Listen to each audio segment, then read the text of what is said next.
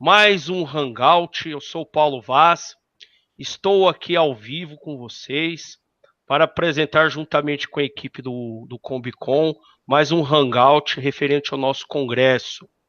Hoje nós temos a satisfação e a alegria de receber aqui no nosso Hangout o professor Edgar Madruga, que é coordenador do MBA em Auditoria e Direito Tributário da BSSP Centro Educacional, professor e auditor tributário da pós-graduação em Informática Pericial, sócio fundador da BSSP Centro Educacional.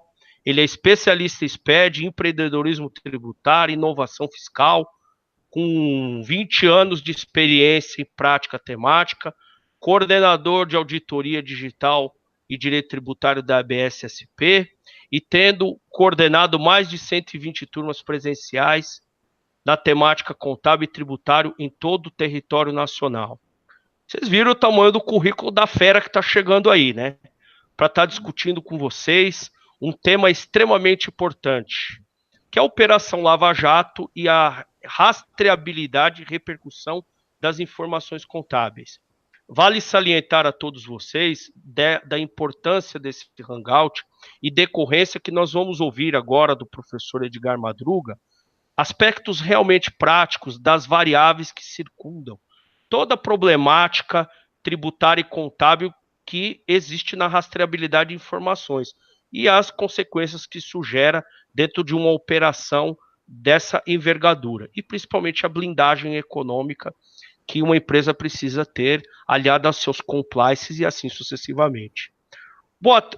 Olá, professor Edgar Madruga. É uma satisfação aqui, eu, Paulo Vaz, como curador do evento, estar recebendo você aqui no nosso Hangout. E seja bem-vindo, e a palavra é sua, e eu tenho certeza que você fará uma apresentação sensacional. Professor, meu agradecimento, minha reverência, obrigado pelas carinhosas palavras. E suspeito, né, para dizer o quanto eu estou orgulhoso e feliz de estar mais uma vez aqui no Combicon e sob a sua tutela desse ano, professor. Tenho certeza que sucesso já passou, né, da conta, né? É um evento que eu digo que são poucos eventos que chegam a ter 40 mil inscritos, né? Então, é maravilhoso, é digno de muita gratidão e muita de honra eu poder estar aqui, batendo um papo com vocês e colocando um pouco daquilo que a gente lida, daquele universo, né, que a gente sempre gosta de colocar. E eu gosto especificamente do aspecto da Operação Lava Jato, por um ponto que me agrada demais. Não sobre aquela questão política, eu já quero aqui já fazer a ressalva, professor, e a todos que estão aqui me assistindo, porque essa parte política a gente deixa para outro momento. Eu queria muito me focar do que ela foi muito rica sobre a questão, a aula que ela nos deu sobre o aspecto científico, né, da gente ter um olhar científico nela, porque a gente teve provas e elementos de provas muito fortes. Então, o que se mostrou, né? Eu vou começar esse meu ponto de vista colocando uma afirmação. A gente está muito acostumado com esse tal desse SPED, né? SPED para cá, SPED para colar, mas o SPED ele foi muito além do fiscal. E a Operação Lava Jato tem fundamentalmente uma relação muito direta com o SPED e suas informações. Quer dizer, as informações contábeis informadas no SPED, tá, via escriturações contábeis digitais, via emissão de documentos fiscais eletrônicos, tiveram um papel brutal no elemento de prova que levou a toda essa loucura, né, de prisões e de grandes, eu vou usar o termo, grandes figurões. Sem querer aqui, volto a repetir, a discutir o aspecto político, mas no Brasil nós prendemos durante um mar de ano, né, o dono da maior construtora brasileira. E por quê? Os elementos de prova eram muito fortes. E que são elementos de prova esses? Então é exatamente isso que eu pretendo aqui, por favor, não esgotar o assunto, mas só dar um insight, né, a vocês. Como é que eu vou começar a falar de Operação Lava Jato? E eu vou ter que me remeter ao cenário que viabilizou tudo isso. Eu vou ter que voltar a uma imagem muito que está na memória da gente, né? Não precisa eu estar aqui mostrando aqui a vocês, que é aquela 11 de setembro, a queda das Torres Gêmeas lá em Nova York. O que tem a ver Torres Gêmeas, a queda, né, da Torre Gêmea, aquele atentado, com uma Operação Lava Jato? Na verdade, tem tudo a ver. Os Estados Unidos, quando foram, vou usar a palavra, agredidos em seu próprio território, eu botei aspas nessa palavra agredido, né, no sentido de ter um ataque terrorista dentro do seu território, eles não, na verdade, não esperavam algo de tamanha dimensão, eles passaram a ter uma reação a isso posterior. E uma reação assim, como combater o terrorismo de fato? No final das contas, é dinheiro. Rastreie o dinheiro e você vai inibir grandes atos de terrorismo. Por quê? Porque para você fazer um grande ato terrorista, você precisa movimentar muito dinheiro. Então, os Estados Unidos, com a sua força de império, vamos dizer assim, passou a obrigar, eu vou usar a palavra obrigar na sua pressão política, a que o mundo inteiro ratificasse as convenções multilaterais, né? Então, houve convênios no mundo inteiro para que se trocassem informações tributárias e que houvesse um agravamento da lei de crimes de lavagem de dinheiro.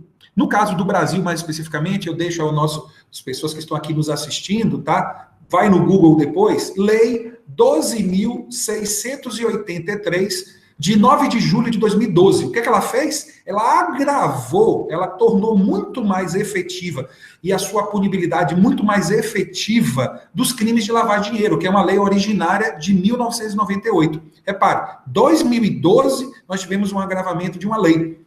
Bem, muita pressão, muita influência, volto a repetir, dessa pressão mundial em melhorar a rastreabilidade do dinheiro. Por quê? E aí eu preciso colocar um paralelo. Gente, isso é fundamentação científica, isso faz parte, vamos dizer, há um consenso de que não há como se separar lavagem de dinheiro, né, de sonegação, lavagem de dinheiro de corrupção, lavagem de dinheiro de crime organizado, de lavagem de dinheiro de terrorismo. Na verdade, os métodos que todos esses ilicitudes agem são idênticos. A lavagem, o que graça tem o cara receber uma bolada e deixar ele, né, no apartamento? Temos uma imagem famosa, né, disso, né, dos 51 milhões de reais lá de um conterrâneo meu lá do Paulo, né, lá na nossa querida Bahia, né, Paulo? 51 milhões de reais lá num apartamento. E, por favor, de novo, eu não estou falando dos aspectos políticos, eu estou pegando de uma imagem que envolve uma situação de fato. Bem, o que aconteceu com essa famosa imagem, de fato? Os políticos perceberam na Operação Lava Jato e essa lei tributária, ela agravou, ao agravar fortemente a lavagem de dinheiro, ela passou a ter uma abrangência muito maior. Vou repetir, por influência americana para combater terrorismo. Asfixia o dinheiro e você diminui o potencial terrorismo. Asfixia o dinheiro, você diminui os potenciais de crime organizado. Isso é clássico, é a melhor maneira de você combater, né? É a forma mais inteligente de você combater. Tire o benefício que vem por trás do crime. Que graça tem eu me arriscar a roubar, vou dar aqui um exemplo, e não ter usufruto do dinheiro. Aí é para doido, né? Os caras também têm suas ambições materiais. Bem, só que tem a repercussão disso, volto a repetir, em duas coisas. Em sonegação e também na corrupção. Então, muito bem. Por que o nosso querido deputado Labaiano tinha 51 milhões de reais lá no apartamento? Para tentar fugir da rastreabilidade que está por trás do SPED. Esta afirmação, vou repetir. Por que Gedel tinha 51 milhões de reais num apartamento?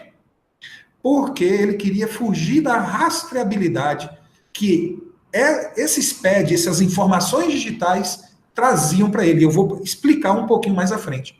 Bem, deixa eu me ater a um ponto primeiro sobre a lei de crime de lavagem de dinheiro. Qual é o crime de alguém ter 51 milhões de reais? Não há nenhum crime cometido ter 51 milhões de reais. Mas é uma atitude suspeita? Professor Paulo, é uma atitude suspeita o senhor ter 51 milhões de reais no apartamento? Com Hein, professor? certeza. Até porque. Não. Tem com certeza, até porque você tem uma questão, como você bem disse, professor, que é a questão da rastreabilidade. A contabilidade nos ensina. Debita de um lado, credita de outro. De onde vem e o destino desse recurso. E a questão também que existe, melhor dizendo, é nessa rastreabilidade existente, a questão de natureza tributária informativa. Por quê? Você, além de tributar esse recurso nos seus respectivos tributos na cadeia operacional, você tem que dizer, tanto contabilmente quanto tributariamente, essa informação que se faz necessário. Primeiro, por uma evidenciação, que é um disclosure contábil, né? Você ter transparência nas informações, a um compliance tributário para mitigar risco de evasão de recursos e assim sucessivamente. E, sem dúvida nenhuma, a questão da origem do recurso, que não vamos entrar aqui, como o senhor bem disse, em questões políticas, mas você pergunta, bom, eu tenho 51 milhões, veio de onde? Qual foi a origem desse recurso, que pode ser de natureza criminosa, né? Então, tem todas essas Esse é o questões que ponto. pairam nesse sentido. O senhor tocou num ponto, professor, eu diria que se eu tivesse combinado antes, o senhor teria me dado, vamos dizer assim, o senhor deixou naquele ponto para chutar para o gol. A questão maior, não há crime cometido em possuir 51 milhões de reais, mas é suspeito? Claro que é. E aí vem o agravamento da lei. O que hoje se pode fazer? Qualquer dinheiro em atitude suspeita pode ser apreendido. E quem teve esse dinheiro apreendido, se inverte o ônus da prova, tem que provar sua origem lícita desse dinheiro. Essa é a coisa. Quer dizer, nosso querido deputado lá da Bahia, como é que ele libera os 51 milhões de reais? Basta ele, e basta mesmo, ele literalmente provar a origem lícita. Então, vou colocar aqui a vocês, meus queridos que estão nos assistindo aqui, quais seriam as hipóteses clássicas, por favor, existem, obviamente, outras, eu vou falar das mais genéricas, como se provar a origem lícita. Vamos dar uma aula lá para o deputado, como é que ele libera 51 milhões de reais? Isso é importante, hein? Bem, a maneira mais clássica de você provar a origem lícita de um dinheiro é você provar que você vendeu uma mercadoria. Se você vender uma mercadoria, esse dinheiro que está aqui na minha conta é porque eu vendi uma mercadoria. Perfeito? Então, a mercancia é uma forma de provar a origem lícita do dinheiro. Outra maneira de provar a origem lícita do dinheiro é o labor, o trabalho. Tá aqui, eu trabalhei e eu recebi esse dinheiro aqui. Ótimo. Outra maneira, eu vendi um carro, eu vendi um patrimônio, e tá aqui, eu vendi uma casa e esse dinheiro é decorrente da venda desse imóvel. Perfeito. São classicamente as três principais provas de origem lícita do dinheiro. Bem, Gedel tem uma dessas três para provar. Quem sabe se ele não vendeu uma fazenda, né, e recebeu um dinheiro e deixou lá? Quem sabe? Bem, e se ele não provar, a situação é muito complexa, porque dá perdimento a esse dinheiro, ele não libera esse dinheiro. Agora, veja o projeto SPED, e aí o professor Paulo Té, como eu falei, ele me deu a referência para que eu abordasse isso aqui agora. Como eu posso provar as informações contábeis e o tal do SPED, juntos, né, as informações digitais, para controlar a origem lícita? Bem, falando da parte de venda de mercancia, toda vez que eu vendo uma mercadoria, eu hoje tenho que emitir uma nota fiscal. Se eu vendo a mercadoria e emito uma nota fiscal, todos os documentos fiscais hoje são eletrônicos. Se eles são eletrônicos, ou a informação está no fisco, ou não tem origem lícita. Resumindo, você ou emitiu uma nota, que é eletrônica, volto a repetir, está lá no fisco a informação, ou não tem origem lícita a partir de você vender mercadoria. Bem, como é que controla-se a parte de labor, de trabalho? Meu amigo, seja bem-vindo ao tal do E-Social e da REINF. Nada mais é do que esses grandes projetos que estão agora em implantação, que visam essencialmente controlar o quê? A origem de dinheiro baseada exatamente no labor. Bem, E a parte patrimonial? Gente, é na parte patrimonial que vocês vão ter as principais novidades por parte das administrações tributárias. Eu vou aqui citar algumas, mas acreditem, isso é o principal lance de transformação em novas informações. É onde o fisco e as administrações tributárias e as próprias polícias estão com muito mais olhares recentemente, já que o E-Social fecha a porteira da parte laboral. Os documentos fiscais eletrônicos fecham a porteira da parte mercantil.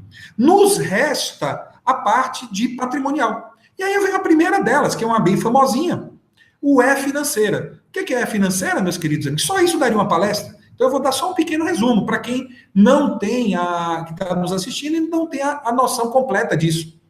E-Financeira é 100% dos seus saldos bancários enviado mensalmente pelos bancos ao fisco. E desde quando? Dezembro de 2015. Todos os bancos já mandam. Resumindo, se você tem dinheiro no banco, o fisco sabe. Aí fica fácil eu fazer correlações se esse dinheiro tem ou não tem origem lícita. Aí, mais um dos motivos para o nosso querido deputado não ter depositado aquela dinheirama toda no banco. Porque se tivesse no banco, a administração tributária teria acesso à informação. Só que não é só isso. Eu queria recomendar às pessoas que estão me assistindo, digita depois no Google a sigla SINTER, S-I-N-T-R-E, SINTER. O que é isso, SINTER? Cadastro Unificado de Propriedades Territoriais Registradas em Cartório. O que é isso? O governo brasileiro está implementando um controle sobre as propriedades. Isso vai dar muita dor de cabeça para quem faça uso de imóveis, especialmente para lavagem de dinheiro. Tem que ter muito cuidado sobre isso. Outra coisa que o governo percebeu, a partir do momento em que ele está controlando propriedade, está controlando os saldos bancários, o que ele enxergou? O pessoal começou a querer mexer muito com dinheiro vivo, com cascai, né? Para fugir do controle. O que surgiu a partir de janeiro desse ano? DME. O que? Se houve uma transação entre duas partes superior a 30 mil reais, tem que informar a Receita Federal. E por que a parte informaria? Quer dizer, por que você se torna um fuxiqueiro? Preciso lhe dar uma dica. Na área tributária, existe um princípio que é o princípio da solidariedade. O que significa o princípio da solidariedade? Que qualquer pessoa que tem uma relação que leve a um processo de sonegação tributária, as duas passam a responder pela dívida. Resumindo, se a Receita obriga você, toda vez que receber em dinheiro 30 mil reais, declarar, e você não declara, se esse dinheiro tiver origem ilícita, adivinha quem passa a ter dor de cabeça? Tu. Então é o seguinte, como é que tu tira a dor de cabeça da sua mão? Declarando que recebeu do João. Aí eu lhe pergunto, alguém vai se dar mal? É eu ou tu? Quem é que vai se dar mal, meu irmão? Quem é que vai se dar mal, você aí que está me assistindo? Tu, meu irmão. Por quê? Qual é o ser humano honesto, trabalhando profissionalmente, que vai trazer um risco para você próprio de simplesmente eu só tenho que informar. E você não precisa nem saber se eu informei ou deixei de informar. Isso é um controle especialmente para inibir a circulação de espécie em moeda, porque em algum momento o dinheiro ele tende, e aí é o conceito de lavagem, a entrar no circuito bancário. E aí passa a ter sua rastreabilidade fortemente aumentada. Quer mais um exemplo? Recente, muito recente, agora do final de maio. Pesquisa no Google, resolução do Banco Central, número 4.648. Resolução do Banco Central, 4.648. Ela é de 28 de março de 2018. Que, sabe o que ela diz? Que a partir de 28 de maio, quer dizer, já passou, né? Não se paga mais boleto no Brasil acima de 10 mil reais. Não se paga mais boleto no Brasil acima de 10 mil reais. Acabou, meu irmão. Se você chegar com 10 mil reais hoje para pagar um boleto, não paga. Ah, mas espera aí, professor, eu estou conseguindo pagar. Você vai ver, ele vai depositar os 10 mil na sua conta, e aí seu CPF vai para o COAF, saiba disso, você vai ser denunciado. E aí você paga o boleto. Mas o pagamento direto do boleto, desde o dia 28 de maio para cá, não é mais possível. Percebam, meus queridos amigos, que nós estamos falando de um enredo de controles mais efetivos. E aí, eu queria provocá-los a chegar na famosa Operação Lava Jato, que eu antecipadamente disse que os aspectos contábeis geraram todo esse tipo de reação, a hoje políticos quererem as malas, né? Nós vimos vários vídeos relacionados a isso. Bem, como é que é a história da Operação Lava Jato? A Operação Lava Jato, essencialmente, pense assim, existia um dinheiro que está no governo federal e existiram construtoras, né? Eu vou falar só do aspecto das construtoras, tem muito mais coisa, né? Tem Petrobras, tem uma série de outros ambientes, mas vamos nos ater às construtoras. Elas recebiam do governo, mas em troca tinham que pagar propinas. Eu digo, como é que você sabe isso? Está aí as delações premiadas, está aí a Operação Lava Jato, que trouxe farta documentação sobre o que eu estou falando aqui. Tá bom?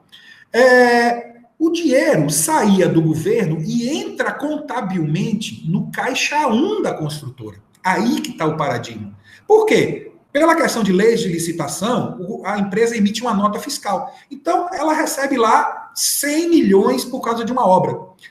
Bem, ela tem que pagar propinas.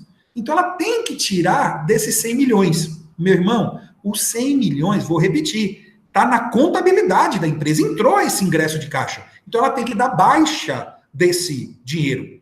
Bem, aí o que é que eles fizeram no passado, e com certeza já fizeram muito antes.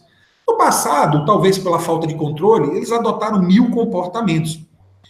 Na época da Operação Lava Jato, considerando a rastreabilidade contábil e com certeza a prudência das empresas de auditoria, de todos os contadores que estavam por trás, dizendo, rapaz, como é que você vai retirar dinheiro sem ter uma comprovação documental? Bem, o que é que as construtoras fizeram? Olha, meu irmão, eu vou lhe pagar uma propina, mas você tem que me arrumar uma nota fiscal.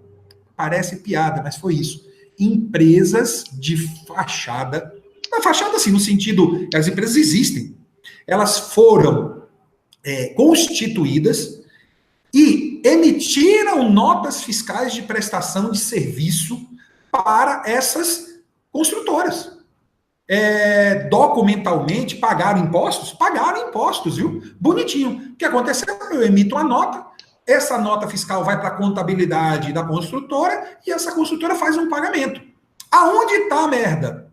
Aonde está a pegadinha? O serviço não era prestado. E aí nós vivemos, e aí a Lava Jato é rica, né, em consultorias que nunca foram, de fato, realizadas ou realizadas por pessoas que não tinham a capacidade técnica de receber aquele valor proporcional, porque nunca foram consultorias. No fundo, sempre foram, na verdade, um meio documental de você dar baixa contábil no caixa 1 das construtoras. Bem, feito isso, quando a Operação Lava Jato estourou, o que a polícia precisava identificar? O que é que o Ministério Público? Quem foi o prestador de serviço que recebeu da construtora e não efetivamente prestou serviço? E aí, meu irmão, fica aqui um sentimento meu, eu não estou aqui falando, eu não participei da Operação Lava Jato, mas se eu fosse um perito, o que eu faria? Como é? Primeiro, essa parte foi assim feita, tá? A gente tem documentação sobre o assunto que foi explorada por jornais públicos. Basicamente, qual foi a principal prova numa construtora que fez um acordo de leniência e devolveu 800 milhões de reais?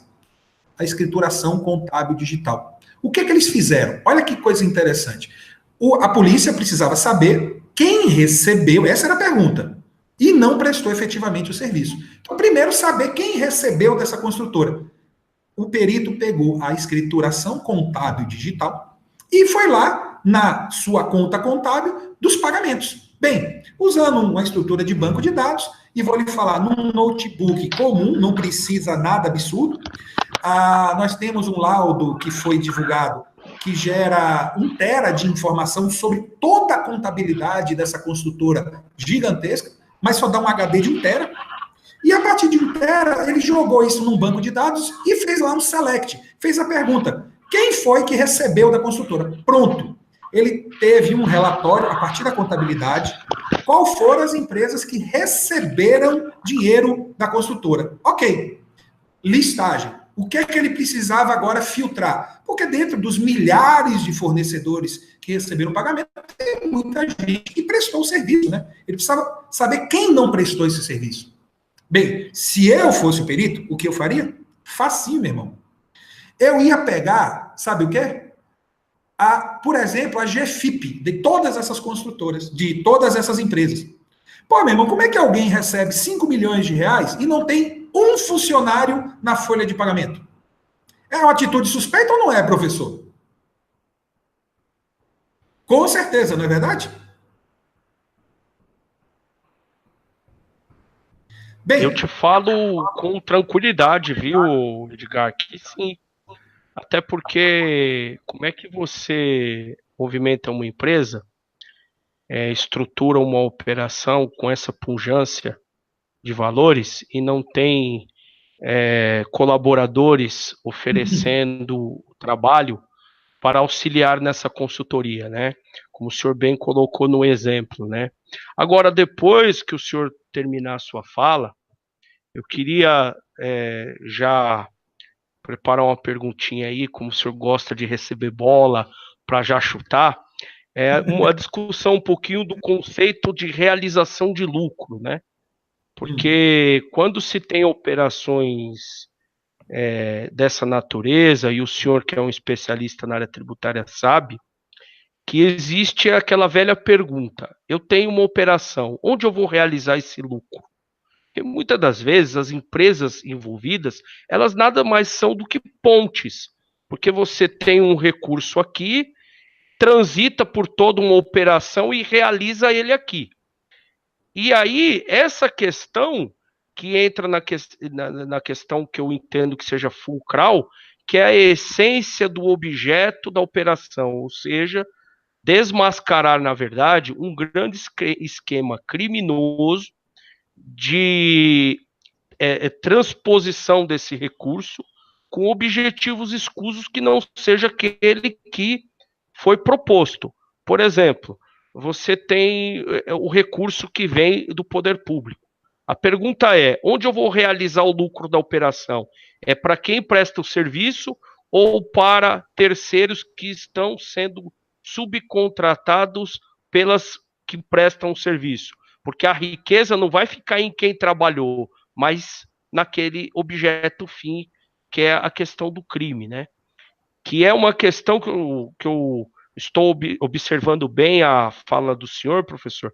O senhor está caminhando para um nível de discussão extremamente alto e positivo para mostrar a importância estratégica do profissional contabilista, tributarista, nessa questão de amarração de operação. Que o SPED não é apenas um empacotador de informações, ele é um grande banco de dados, um sistema de informação contábil de bases primárias que alimenta uma série de stakeholders, que são usuários dessas informações, e que delas você consegue fazer essa rastreabilidade para realmente ter respostas concretas quanto à natureza da operação, não é verdade? Professor, é exatamente isso, né? A questão maior é que o que o SPED? O SPED não é nada mais do que, como você falou, é um meio. A gente confunde muito a não importância da informação. O que o SPED provocou nessa história inteira? Rastreabilidade. Vou fazer uma analogia, como eu estava citando, que no fundo eu falei do CAGED, por exemplo, só dando outro exemplo.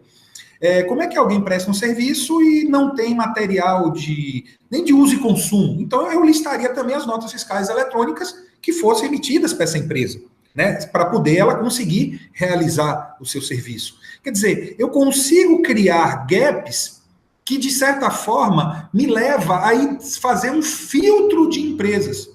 A partir desse momento que eu faço esse filtro de empresas, eu posso começar a investigar quem são os sócios. Aí eu começo esse processo, né, de acompanhamento onde esse lucro, como você bem colocou, vai ser realizado. Então, nessa hora, eu passei de milhares de fornecedores e caí nas centenas. E aí eu faço o processo investigativo mesmo, né? Quem são os donos dessa empresa, quem não é? Porque necessariamente não é quem não tenha funcionário não possa receber. Eu vou fazer aqui uma analogia. O cara não pode ser um arquiteto famoso que fez um projeto na área de engenharia, mas aí você vai no Google, meu irmão, e separa. Aí você vai separando, né? As atitudes suspeitas e aí sobra muito pouco, e aí sim. Porque vamos fazer uma analogia, professor. Olha bem, eu falei para listar todos os fornecedores de uma grande construtora nacional.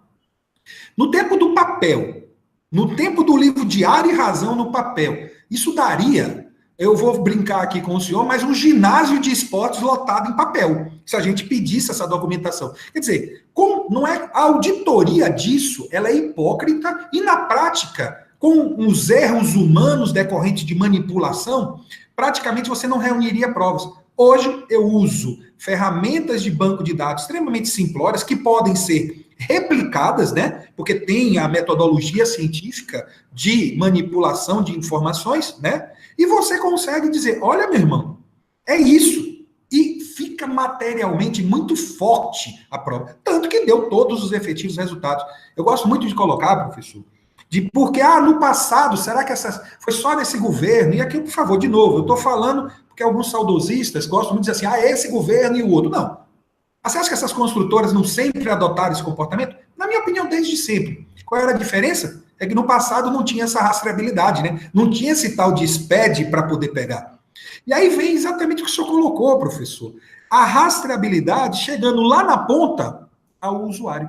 E de forma muito materialmente forte. Bem, será que todos haviam enxergado esse potencial? Eu digo com a tranquilidade de quem tem 22 anos estudando isso, professor, e vê o seu processo evolutivo. Por que os políticos correram para dinheiro vivo? Porque eles que descobriram, meu amigo, que até o dono da maior construtora brasileira, e uma das maiores do mundo, ficou preso, né? A prova material, quer dizer, que não adiantava os melhores advogados. A prova material sempre foi muito forte. Então, essencialmente, o que eu posso afirmar ao senhor é o que é que a Operação Lava Jato nos dá uma aula? Nos dá uma aula documental de que você tem que ter muito cuidado com as informações contábeis. Lembrando da responsabilidade solidária do profissional contábil, o senhor citou especificamente ele aqui, que, meu irmão, ou você enxerga isso e vai fazer denúncia ao COAF, ou adivinha aquele que vai ter problemas sérios se não tiver prestado esse tipo de informação. Né? Essa nova realidade está muito forte e a gente precisa ter esse tipo de consciência. É verdade, professor. E salientando muito o que o senhor acabou de colocar, a importância da certificação digital nisso, que dá fé pública às informações prestadas ao poder público, né? Porque eu costumo, nas minhas aulas, palestras que eu faço, inclusive sobre o assunto, dizer o seguinte, que o SPED está muito longe de ser apenas uma obrigação acessória tributária. Porque no passado nós tínhamos a figura da DIPJ, da DACOM, de outras obrigações que nada mais eram que formulários eletrônicos que eram preenchidos e as bases ficavam dentro da empresa. O que aconteceu? Houve uma inversão. Essa inversão ela decorreu de que forma? Eu pego toda a base de dados que me gera as informações que anteriormente eram digitalizadas, empacoto em blocos, dentro de regras pré-estabelecidas, com a questão de homogeneidade para efeito de comparação e análise, certifico digitalmente, dando fé pública, dizendo que aquilo é verdadeiro, e encaminham o poder público. E o poder público, através desses mecanismos de análise, de correlação de informações, análise de cruzamento, utilizando a inteligência artificial, rastreia essas informações para efeito de averiguação daquilo que se for necessário. Por exemplo, eu tive uma informação de um dirigente sindical que me disse o seguinte, que uma determinada comitiva de um segmento foi ao governo, e aí, então o presidente disse o seguinte, olha, vocês estão vindo aqui pedir incentivo fiscal? Sim, estamos, que nós estamos com esses problemas. Falou, olha, eu não vou dar. Ela falou, por quê? Porque eu recebi o SPED de vocês aqui, vocês estão comprando a calça por 10 e vendendo por 100. Então, vocês estão tendo um lucro 10 vezes maior. Então, vocês não estão precisando de incentivo fiscal. Eu não posso beneficiar você e prejudicar determinados segmentos, porque eu vou estar ferindo uma justiça. E por que isso aconteceu? Porque hoje o governo tem informação e que nós, profissionais da área tributária e contabilidade, temos o poder de fogo na mão, porque alguns economistas também precisam entender algumas coisinhas, que é o seguinte, que é a base primária de tudo que eles analisam, que eles investigam, é o sistema de informação contábil. É o processo de entrada de informação, processamento e saída. E essas informações são construídas pela área contábil tributária, que elas são estruturadas de uma forma tão complexa e analítica que permite essa análise qualitativa dessas informações. Só que esse risco que o senhor está batendo bastante na rastreabilidade é a alma do negócio. Que, inclusive, eu queria até ir público parabenizar pelo livro de compliance que o senhor escreveu.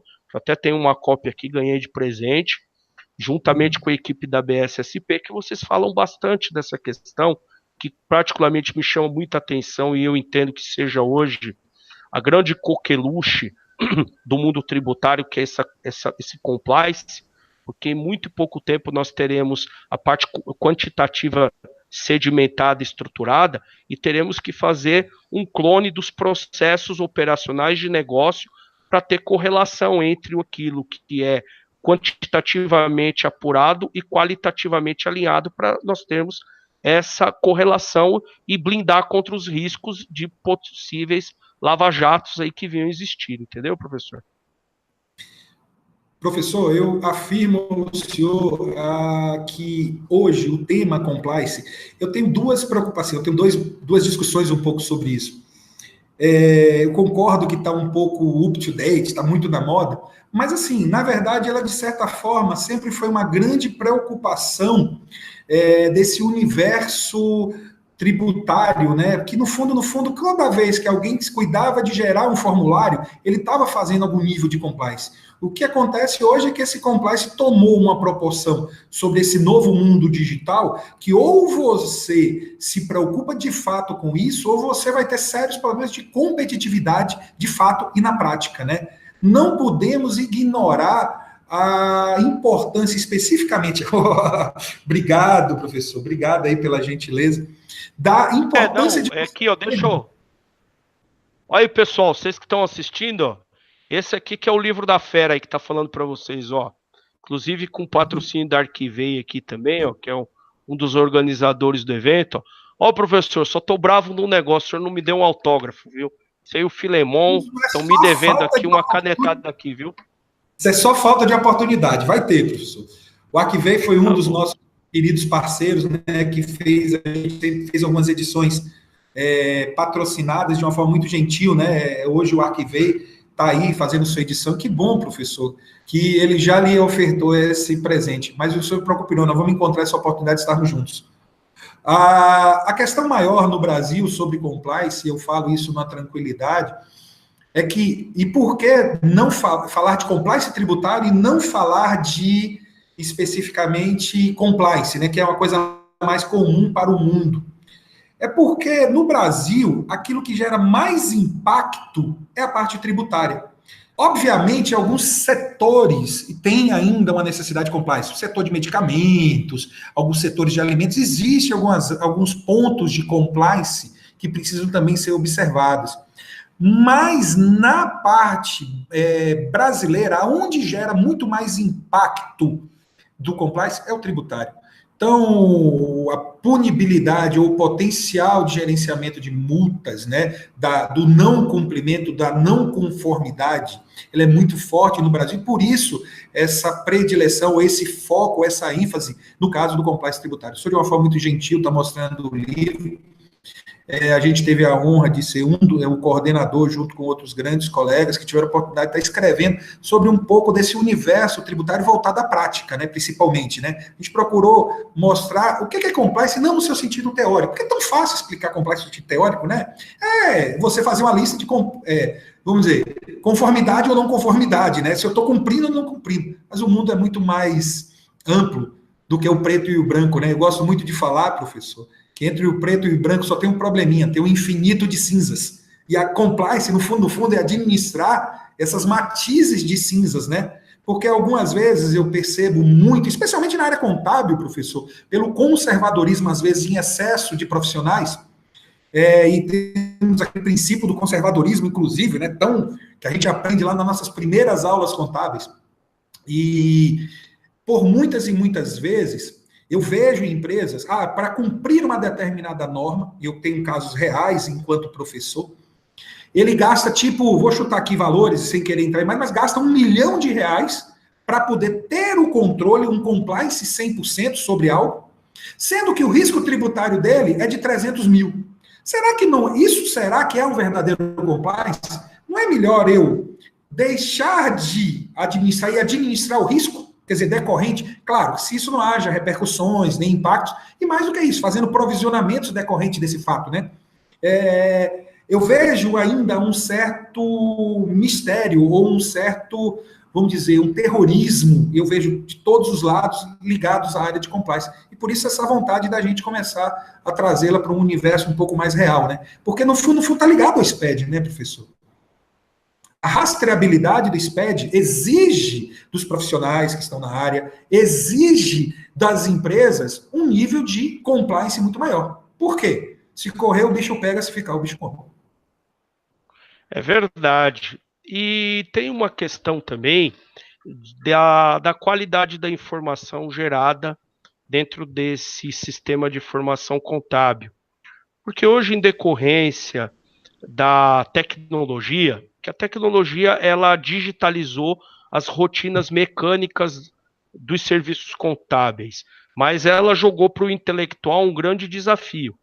Eu também, além de mexer com o SPED, eu falo muito de controladoria, e eu gosto sempre de enfatizar o seguinte, que hoje o SPED nos permitiu uma massa de informações, um banco de dados riquíssimo, que o desafio para os próximos anos da área contábil é alinhar as informações qualitativas que estão atreladas a negócio com correlação com as quantitativas geradas pelo SPED. E com uma variável, os ciclos de vida, tanto de negócio quanto das empresas, estão se encurtando por causa da inovação.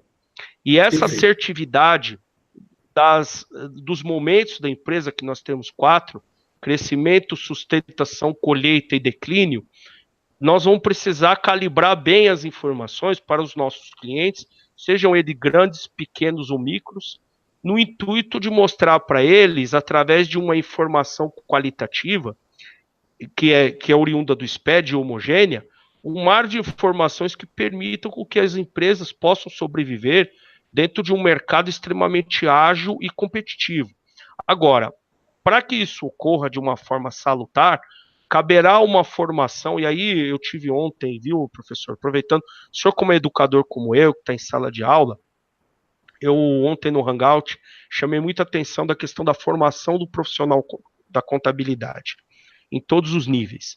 Que hoje nós estamos vivendo, assim, uma treva mesmo nesse processo de formação. E nós temos que fazer aqui uma certa egrégora coletiva, órgãos de classe, centros de excelência, profissionais, empresas, em prol de um objetivo que é realmente modificar um pouco a forma como se enxerga a contabilidade, se ensina e se discute. Porque a parte mecânica, ela morreu. Hoje você tem software, sistemas que permite com que essas informações sejam quantificadas em tempo hábil e em alta intensidade, como o senhor bem disse, e o que nós vamos fazer com elas, né? Ou seja, será que eu tenho que aprender contabilidade do mesmo jeito que eu aprendi, ou tratá-la do mesmo jeito? Então, são questões que hoje cabe muito a nós, que somos professores, profissionais da área contábil, provedor de conhecimento, estarmos discutindo e realinhando essas questões, para vir de encontro com isso, com a obra que o senhor fez, com o trabalho que o senhor está fazendo, de conscientização da tal da educação tributária, que não basta eu ser expert em preencher uma ECF, um ECD, uma EFD contribuições, ou FD fiscal, seja qual for, e não ter uma consciência coletiva de pujança da própria empresa, do próprio negócio e da correlação das variáveis que isso impacta na entidade empresarial. Então, é algo assim que me chama muito a atenção, e eu estou passando isso para o senhor, que é um pensamento meu e de muitos colegas, e o senhor, como é um palestrante renomado no país, está à frente de escola, está à frente de turmas, eu gostaria, pessoalmente, Paulo, começando aqui as questões, que nós temos alguns colegas estão aqui em vulcões, aqui a participação está muito forte aqui, para o senhor estar passando para a gente aqui de uma forma muito sábia e clara, como o senhor costuma fazer. Professor, o que eu falo assim, e eu falo com uma tristeza muito grande, que me assusta o mercado hoje, né, contábil, tributário brasileiro. O que é que me assusta? Nós estamos falando das pessoas não terem noção desses impactos, desse, aspas, novo mundo digital, não ter a noção ou a abrangência, a gente está aqui falando de uma operação Lava Jato, do cara que tinha condições de ter os maiores advogados do mundo e ficou, né, num suadouro desgramado. E o que a gente enxerga, professor? O senhor também, em sala de aula, com sua história, é uma carência de profissional qualificado, uma carência. Hoje nós temos grandes preenchedores de formulário, de gerador de informação, e poucos analistas reais dessa informação, que o senhor colocou com muita propriedade, professor. A sabedoria entre a questão de você trabalhar a informação e transformá-la em qualidade. O senhor citou o distanciamento e encurtamento, na verdade, né, da distância entre o mundo real e as informações. Professor, eu começo a enxergar o desprezo gerencial de uma escrituração contábil gerada de um ano para trás. Se você hoje, no fundo, nós temos que começar, e eu acredito que vamos chegar à contabilidade online, em que aí sim ela se torna necessária. Por quê? Para gerar as informações que exatamente o senhor disse, para gerar esse encurtamento, para que a tomada de decisão seja a necessidade de futuro. Onde eu olho hoje para os nossos queridos, quem estiver nos assistindo aqui, que esteja informação, eu vou lhe falar, nós temos um mercado contábil de uma profissão de futuro. Que profissão maravilhosa nós temos. Mas, que tipo de profissional vai ter? Profissionais no conceito de criativos. Pense em auditorias, pense em transformação de geração de informação estruturada. Hoje está muito em voga, né, a contabilidade consultiva, mas não necessariamente a contabilidade gerencial. Na área tributária, é possível você fazer contabilidade consultiva? Com certeza absoluta. E eu, como venho oriundo disso, o que eu enxergo de oportunidades de você lidar com esse universo contábil tributário, pelo amor de Deus, quantos SPEDs da vida são enviados que não se fazem conferências mínimas das informações que estão sendo geradas? Pô, professor, é meio que jogar na loteria, né, uma coisa que tem tanta rastreabilidade e tanta relevância no dia de hoje. Maravilha. Professor, nós temos uma pergunta aqui, muito interessante, da Natália Rezende, da qual eu mando um abraço agora, que é, por mais que nos esforcemos, quanto profissionais contábeis éticos, para refletir a realidade da empresa, há um alto percentual de empresas que não colaboram com o envio de informações fidedignas. Como nós profissionais devemos proceder nessa situação para nos resguardarmos? Engraçado, eu chamo essa nossa pergunta daquela questão das 10 mais da rádio, professor. Eu acho que todos nós nos deparamos, né? Então, minha querida Natália, eu vou dar uma resposta que eu acredito muito. É delimitação do nosso papel. Tá? Nós somos, quanto profissional contábil, eu estou aqui colocando a você a delimitação, né, que você já colocou, profissionais contábeis, nós somos assessores. Nosso papel é de assessoria, não de tomada de decisão.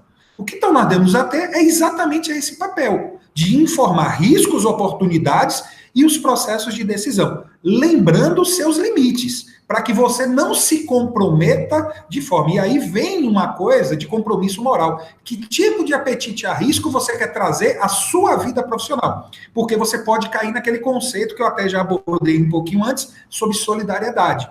Então, para que você não faça parte do processo enquanto, especialmente, reze, né? Eu digo pelo ato culposo, você pode estar envolvida. Então, eu lhe diria assim, limite-se à área de assessoria, porque mesmo vou dizer assim, vou botar aspas, né? Um bandido merece a sua defesa justa, o seu processo. Eu acho que nós não devemos ignorar, mas temos que ter muito cuidado com os limites que, na verdade, deixam de ser do empresário e se tornam seus.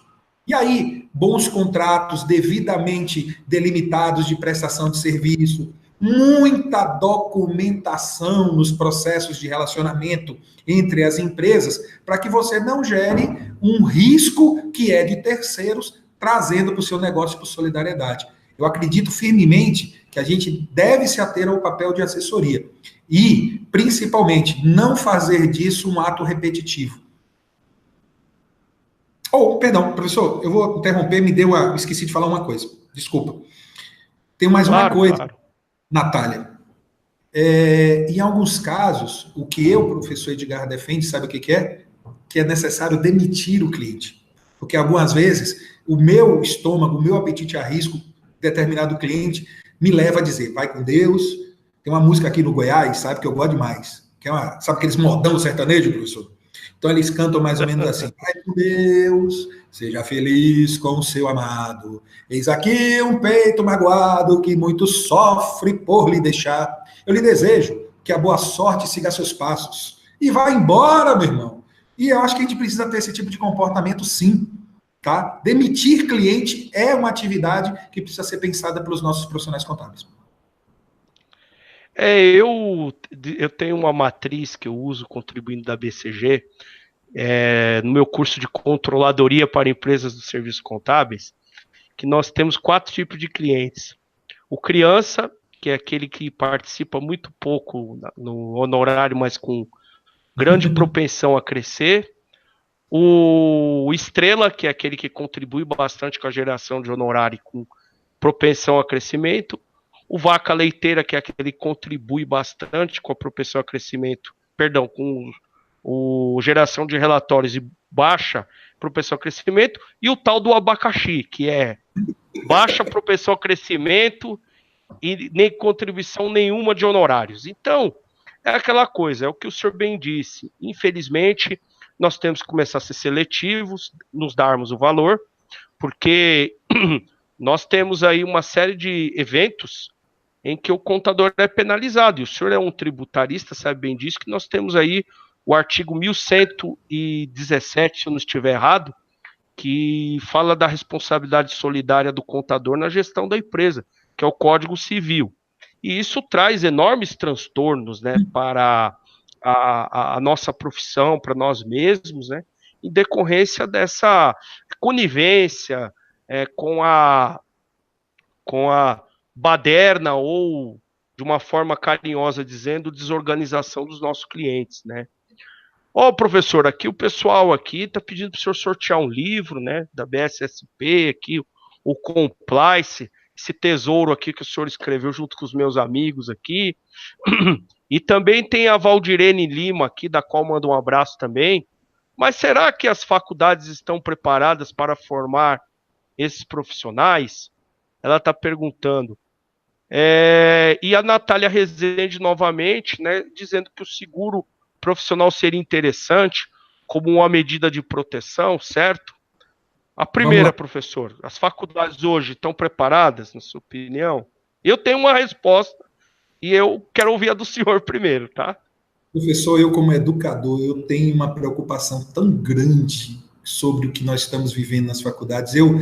Quando eu trabalho, eu vou falar na minha seleção de professores, eu tento tanto pessoas que vivem a prática, eu tenho uma certa preocupação entre sermos educadores, porque nós temos que formar também, porque entenda, nem tanto a prática, porque também, né, na teoria, na prática está faltando muita teoria também, né, por base. Eu cito um exemplo clássico na minha vida profissional, alguém me fazia uma pergunta, aí eu digo assim, eu vou fazer um teste com você, eu vou aqui no Google e vou fazer a mesma pergunta que você me fez. E aí está lá, nas primeiras páginas, a resposta direta à pergunta. Não é uma pergunta de análise, é uma pergunta de pesquisa, no fundo. E isso me incomoda de forma prática, de uma forma muito sincera, o distanciamento. Mas será que é um problema brasileiro? Eu entendo que existe um mix de necessidade entre as faculdades e sempre haverá um gap tá? Mas eu acho que já encontramos, e eu sou suspeito para falar, dado a ter uma instituição de ensino, né, professor? Aí eu estou me sentindo agora um pouco parcial, porque eu posso lhe falar que é uma meta de vida minha, na tranquilidade de já ter cursos de pós-graduação de mais de 130 turmas, professor, nos últimos 6 anos. Eu tenho a honra de poder afirmar que tive diretamente sobre minha coordenação mais de 6 mil alunos, né, da área contábil, tributária. Tenho, eu tenho que agradecer, eu sou apaixonado por eles, eu falo que eu formei muitos amigos, né, em todo o Brasil, e eles bem sabem, esses alunos que passaram pela minha vida, a minha preocupação em trazer a prática, trazer o mundo real para o que eles vivem. Mas não esquecendo que a formação teórica ela é importantíssima para que a gente construa o conhecimento de fato, né? Para que a gente não viva superficial, vai, embolei aqui a língua, de algumas discussões que infelizmente estão acontecendo. Eu acho que o papel da universidade, de uma faculdade, ela gerar um pensamento crítico e criar um método de geração de autoconhecimento dirigido. Então, eu acho que nesse papel ela tem sim uma influência. Eu acho que profissionais que saem de um diploma de nível superior são melhores do que profissionais que não o fizeram. Mas não é que seja o único caminho. Esse é o meu ponto. Eu concordo plenamente com o senhor, professor, e só acrescento alguns pontos que eu vivo também aqui, uma realidade de graduação e pós-graduação.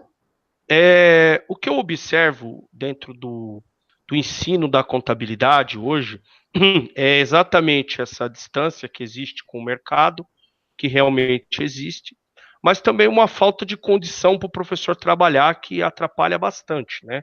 Você hoje observa um arrochamento nos valores das horas-aula do professor na graduação, uma falta de condição, às vezes, muito importante, que é essa inter-relação entre mercado e universidade, que isso tem que ser feito por um coordenador, pela gestão do curso de uma forma continuada e recorrente.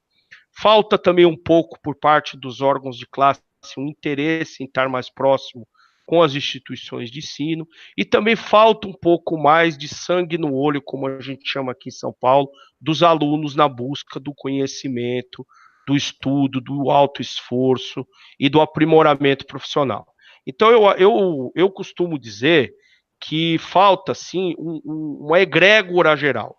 É uma conscientização de todos. Não adianta jogar nas costas da faculdade, jogar nas costas do CRC, como muita gente faz, jogar nas costas do professor e jogar nas costas do aluno. É todo mundo. Nós temos que se unir para discutir isso de uma forma séria. O professor tem que ser cobrado pela excelência na aula, pelo envolvimento, pela atualização, sem dúvida nenhuma, até porque ele é pago para isso. Nós temos que deixar muito claro, professor nenhum entra em sala de aula para se divertir. Ninguém dá aula, você vende o seu tempo, você trabalha, se dedica nisso, tá ok? Cabe ao aluno se preparar previamente, ter responsabilidade, e as instituições dar aquela condição para você desenvolver um bom trabalho de uma forma continuada. Porque se não houver isso, com essas variáveis que o senhor colocou muito bem, problemática de compliance, questão de risco dos SPEDs, complexidade nas informações, aperto no ciclo de informações entre fisco, poder público e as empresas, que vai chegar uma hora que nós não vamos poder fazer mais nada sem estar o olho, já não fazemos, mas de uma forma mais sedimentada. Se não houver um real envolvimento de todos os agentes envolvidos nesse contexto, eu duvido, assim como professor há 15 anos que eu sou na graduação, que exista alguma possibilidade de melhoria desse quadro tétrico que nós estamos vivendo hoje, de, por exemplo, termos 25%, 30% dos formandos passando no exame de suficiência de uma prova que vale 5 pontos. Essa é a minha modesta opinião. Estou falando aí para um dirigente de educação que está num contexto nacional, o senhor não está apenas no seu estado, tem centenas, milhares de alunos que o senhor capacitou junto com a equipe, de excelente nível, diga-se de passagem, e que nós precisamos se mobilizar. Senão, não vai ter condições ficar empurrando o problema, terceirizando os problemas para os outros.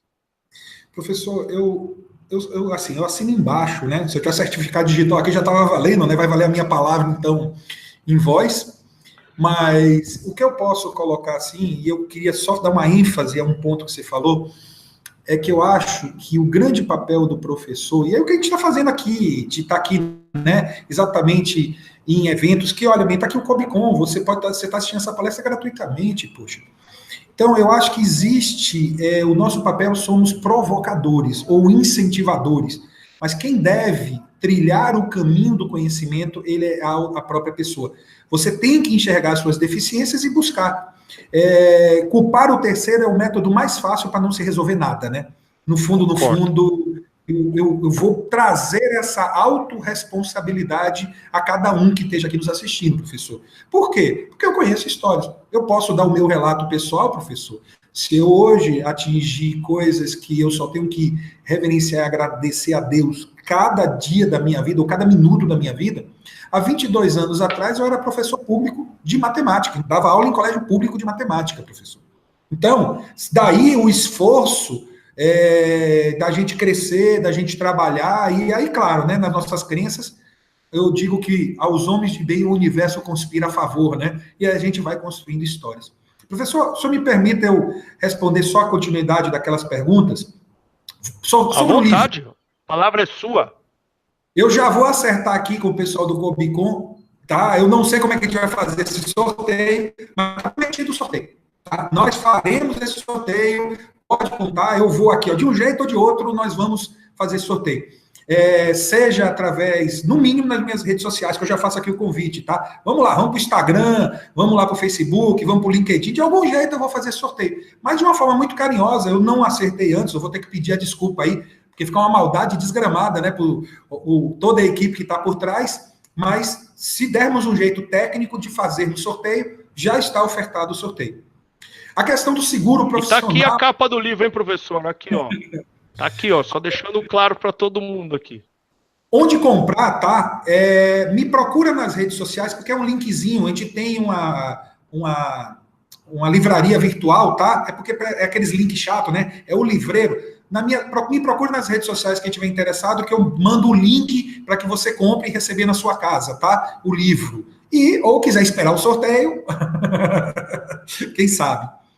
A Natália me fez aquela pergunta sobre o seguro profissional como uma medida de proteção. Eu gosto muito da ideia do seguro, Natália, mas eu vou já te dizer a delimitação. O seguro só cobre atitudes culposas. O professor Paulo citou exatamente o Código Civil. Atos dolosos não são cobertos pela questão de seguros. E isso é o grande lance. Se você sabe que você está fazendo uma bobagem e isso é provado, você vai ter sérias dores de cabeça e seguro não salva, não. Então, ainda tem o delimitador. Agora, o seguro cobre por aquela coisa da gente sem... A gente, no mundo de Deus, a gente comete uma imperícia, sei lá, eu não quero sair dirigir e bater meu carro, mas sei lá, vacilei, me distraí e bati. Para que serve um seguro? Para que a gente não cubra esse ônus por algum vacilo que decorrente. E nesse ponto ele serve sim, tá?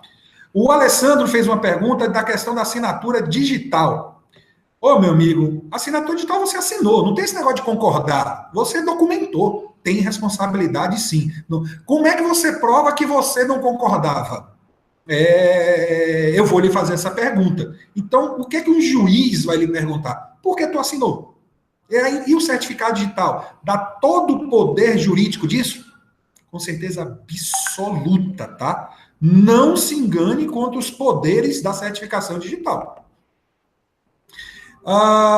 Que mais? Parabéns, né, professor? Já estou tomando a liberdade, né? Como é que está o desenvolvimento RFID? Lauro, eu ia precisar de uns 30 minutos aí para falar sobre a tecnologia RFID. Não sei se você me segue, eu sou apaixonado por essa tecnologia, sou um estudioso da tecnologia, mas eu posso combinar da gente, até através do portal Contábeis, a gente elabora, né, mesmo fora do Cobicon, a gente pode elaborar uma palestra, professor. Já podemos até se autoconvidarmos, professor, a debater um pouco sobre novas tecnologias, né? E a tecnologia RFID, ela é um barato, tá? E está avançando a passos largos. O que eu posso lhe dizer é que aqui em Goiás nós temos hoje 60 antenas instaladas e funcionando plenamente. Eu acho que tem mais perguntas? Acho que eu cheguei. Acho que eu fui bem, Bruce. Eu estou bem aqui, viu? Dei conta de algumas. Ah, não, você não está bem, não. Você está sendo modesto, você está excelente. Você viu, Edgar, eu não estou surpreso com a sua explanação e o seu conhecimento, que eu já o acompanho nas suas redes sociais, nós somos amigos no Facebook, e como eu disse, nós temos amigos em comum, da intensidade, da capacidade que o senhor tem de converter o simples em algo, perdão, o complexo em algo simples. Porque todo esse desenvolvimento de SPED, dessa estrutura fiscal, ela é algo muito complexo e envolvente, porque possui diversas variáveis, variáveis essas que são... Abaixa um pouco o volume, professor, que eu estou tendo um retorno aqui, por gentileza. Essas variáveis que são extremamente importantes sobre o aspecto voltado à compreensão de um todo, né? Porque o SPED, eu costumo brincar com o pessoal dizendo o seguinte, pessoal, o SPED é a desova de tudo, né? As operações, elas são feitas, são realizadas, mas isso tende a ser condensado para dentro do SPED, empacotado para dentro do SPED. E todo esse processo de compreensão dessas informações, eles passam por uma quantificação dessas informações que permite com que a empresa possa ter todas essas informações de natureza contábil e tributária. E o senhor, brilhantemente, de uma forma bem simples, jocosa, engraçada, descontraída, nos dá e abrilhanta a nossa tarde aí com essas informações maravilhosas. Eu, como profissional, estou aprendendo bastante também, porque, independentemente de eu ser também professor, estudioso, palestrante, eu sou contador, vivo esses problemas também, perito, ações, me defronto a cada dia que passa com situações novas, com coisas assim que realmente desafiam a nossa capacidade mesmo de percepção, fazendo com que nós cresçamos e possamos aí contribuir com os nossos clientes, né? Tem aqui também a Gislaine Pérez, viu, professor? Quando o cliente não consegue a nota fiscal de compra de mercadoria e vende normalmente, como é que o senhor... Eu coloquei esse tema aí porque é algo latente, né? O sujeito não entrega uma declaração, não entrega outra, fica sem a nota fiscal, e aí vira esse rolo aqui. Como é que a gente pode ajudar a nossa querida Gislaine Pérez, da qual mando um abraço aqui também? Eu lhe diria, tá, Gislaine, que nós temos caminhos A, B, C e C. Nós temos uma das grandes coisas na área tributária, que é o princípio da espontaneidade. Tá, você que está errado errou, né? Comprou sem nota, ponto. Bem, como regularizar? O princípio da espontaneidade pode ser adotado. Eu não queria te dar uma resposta pronta a esse questionamento, porque isso varia muito de fisco para fisco e de procedimentos absolutos. O que eu posso lhe dizer é que você vai adotar o princípio da espontaneidade, vai fazer a entrada dessa mercadoria sobre condição e vai fazer o recolhimento tributário. Existem algumas implicações tributárias. A melhor forma é fazer uma autodenúncia na administração tributária, lá no fisco, né? Vai lá e faz uma autodenúncia. Ó, infelizmente, eu comprei sem nota. Aqui houve um equívoco e eu não tenho uma nota fiscal dessas mercadorias. O que o fisco vai fazer é que vai te exigir, eu já vou lhe adiantar, que isso é clássico do fisco, você paga os cascai, né? Pagou o cascaio, ele vai ser bonzinho com você, tá? Então, pagou o imposto, você consegue sim se autorregularizar pelo princípio da espontaneidade, mas agora vai ter um novo recolhimento tributário, eu já posso lhe adiantar, porque isso é pacífico em todas as administrações. Eu não queria lhe dar a solução, porque eu estou num evento aberto, de como eu, profissional, faria, porque eu queria estudar mais o caso. É muito fácil eu dizer uma resposta pronta e daqui a pouco você está sofrendo auto de infração. Porque no mundo, eu volto a repetir, a gente precisa entender melhor o negócio, precisava entender que mercadoria é essa, quantidade, proporcionalidade em relação à totalidade do faturamento. Tem uma série de condições que precisam ser melhores estudadas antes de eu dar uma resposta de forma, assim, real para você, sem hipocrisia. Professor, temos aqui uma pergunta do Luciano Oliveira. A criptografia dos dados garante segurança dos dados do cliente de serviços online, em nuvem, sistema web. Luciano, um abraço também para você, tá ok? Eu vou afirmar que isso já é um ponto que está, não digo pacificado. O que eu posso lhe dizer é que hoje eu entendo que existe uma estrutura de cadeia de segurança e empresas que têm, que valem. Eu vou dizer um exemplo a vocês. Você falou de nuvens, né? Eu vou dizer a Amazon, tá? É uma prestadora de serviços em nuvem.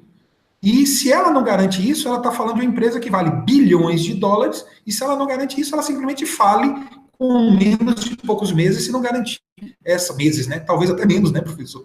Se ela não garantir essa segurança. Então, o que eu entendo é que essa segurança existe. Agora, essa segurança é absoluta? É uma outra provocação. Não, ela não é. Normalmente, a falha dessa segurança, ela está ligada no ser humano, tá? Não na tecnologia. Normalmente, a experiência que a gente já viu é o quê? É a famosa engenharia social, o acesso a uma senha, ou acesso, de alguma forma, a um software desatualizado. O tal do software pirata, né, que muitas vezes deixa um backdoor, né, para que se encontre muita besteira por trás disso. Quer dizer, existem algumas situações que o risco está mais no usuário do que na própria ferramenta. Então, eu posso lhe afirmar que eu uso e tenho plena segurança sobre as nuvens. Mas há risco em tudo que há, em tudo, né? Em tudo que mexemos. Meus amigos telespectadores do Combicon 2018, chegamos aqui infelizmente, ao final do nosso webinar, que é uma delícia ouvir aqui o nosso mestre Edgar Madruga nos abrilhantar aqui com conhecimento, com muita experiência, de uma forma descontraída, extremamente agradável. 1h15 de webinar, batendo papo sobre um assunto tão gostoso quanto o SPED. Bom, Quanto o SPED, professor? Pelo que eu pelo menos gosto, né? E nós temos aqui uma proposta aqui que o Portal Contábeis falará em breve, que é um novo webinar aqui com o professor Edgar. Cobrem ele aí por mim pelo sorteio do livro, e eu torço para que todos vocês possam ter essa obra, que é muito boa, eu já comecei a ler já. Professor Edgar, em nome da curadoria aqui do Combicon, de todos nós, muito obrigado pela presença do senhor aqui no nosso webinar, esse hangout, né? Parabenizando o senhor pelo excelente nível técnico, pelo preparo e principalmente pela forma simples que o senhor tem de passar as coisas. Eu confesso pessoalmente que estou surpreso muito positivamente com a forma simples que o senhor tem de passar aquilo que é complicado. E aos nossos telespectadores do Combicon 2018, um muito obrigado, e eu vou passar a palavra para o professor Edgar, fazer as considerações finais, dar um abraço a todos, e aguardamos vocês nos próximos hangouts aqui do nosso evento. Professor Paulo, eu vou começar as minhas reverências a você. Digo que eu também estou extremamente feliz, a sua percepção, alguns pontos de vista. Eu falei para o senhor que o senhor me foi aquele espetacular, né? O senhor me deixou na cara do gol em alguns momentos, né, para exatamente naquela percepção do raciocínio rápido desse diálogo que nós tivemos. Essa coisa de buscar a simplicidade, professor, eu acredito que o mundo está muito cheio de complexidades. Eu acho que a gente tem exatamente e se a gente precisar de uma fundamentação teórica, tá aí, tá Google. O Google é capaz disso. A gente esquece muitas vezes de entender o todo, né, de ter a noção do porquê das coisas. Então, eu tenho muito como missão pessoal, enquanto professor, tentar fazer a pessoa entender o processo. E, a partir daí, se ele precisar daquela especificidade, ele ir atrás disso.